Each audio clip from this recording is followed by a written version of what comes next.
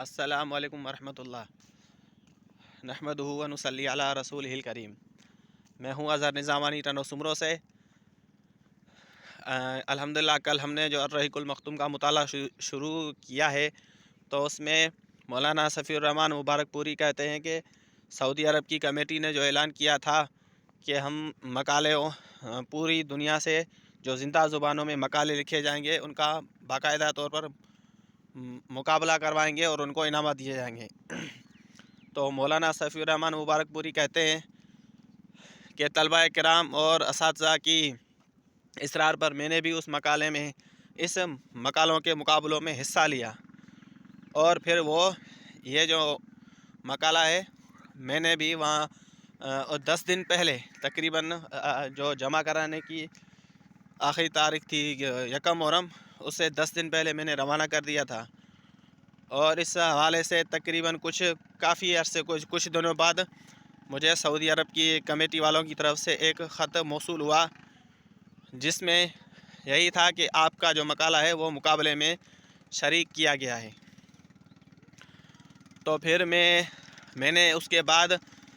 کچھ مہینوں بعد میں نے اس مقابلے کے بارے میں جاننا چاہا، معلوم کرنا چاہا، لیکن معلوم نہ ہو سکا، اور 1-2 بار میں نے خط لکھ کر بھی معلوم کرنا چاہا تھا لیکن معلوم نہ ہو سکا۔ تو پھر میں اس بات کو بھول گیا کہ میں نے بھی کسی مقابلے میں حصہ لیا تھا، اور پھر 1978 کو 8 جولائی 1978 کو پہلی ایشیائی اسلامی کانفرنس کراچی میں منعقد ہو رہی تھی۔ تو اس میں مجھے اس کانفرنس میں میری دلچسپی تھی، تو اس لیے میں اخباروں کو میں ڈھونڈتا رہتا تھا اور اس حوالے سے پڑھتا رہتا تھا۔ تو اس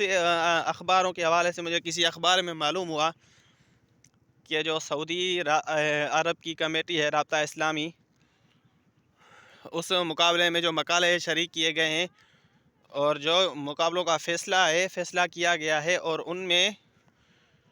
ایک نام ہندوستانی کا بھی ہے، جو 5 جو انعام کے لیے مقرر کیے گئے ان میں ایک ہندوستانی بھی ہے۔ اور پھر یہ خبر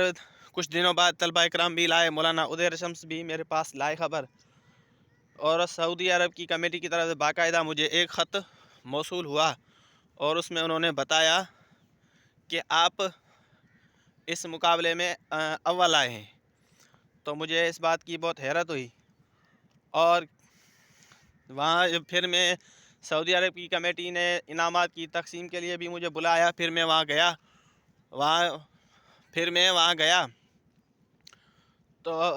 تو پہلی بار مجھے حرمین شریفین کی زیارت بھی نصیب ہوئی، اور وہاں جو مقابلہ کروایا گیا تھا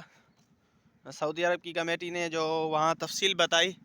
کہ ہمیں 1182 جو ہے مقالے موصول ہوئے، اور پھر 1182 میں سے ہم نے 183 مقرر کیے، اور 183 میں سے پھر 5 انعامات کے لیے مقرر کیے، اور ان 5 میں سے پھر جو اول نمبر پہ آیا وہ ہے الرحیق المختوم عربی کا، جو اس وقت میرے پاس ہے وہ ہے اردو کا۔ انشاءاللہ میں آپ کے ساتھ اس میں اردو کا جو ہے اردو میں ہم اس کو پڑھیں گے، اور میں اس کو پڑھوں گا اور سمجھنے کی کوشش کروں گا آپ لوگوں سے۔ انشاءاللہ کل ہم مصنف کے حالات پڑھیں گے، کب پیدا ہوئے، کہاں پیدا ہوئے، کیسے پڑھے۔ آج تک اتنا ہی۔ السلام علیکم ورحمۃ اللہ۔